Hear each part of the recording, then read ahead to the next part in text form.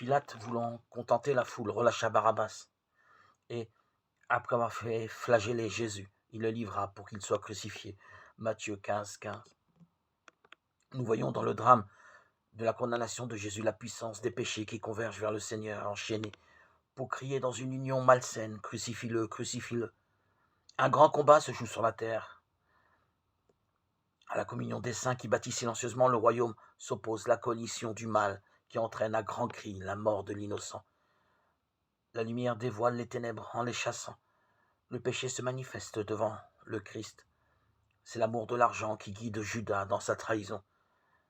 C'est la jalousie des grands prêtres face au véritable prêtre qui peut pardonner les péchés.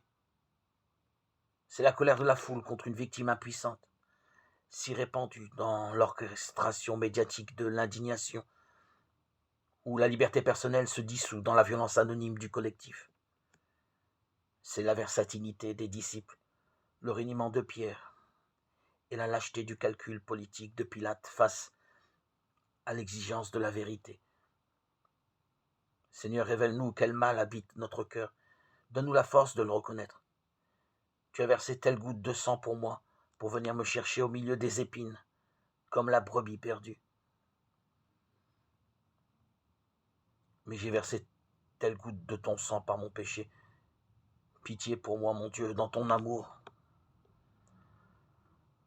Plus je serai pauvre, plus Jésus m'aimera. Il ira loin, loin, bien loin, pour me chercher si parfois je m'égare un peu.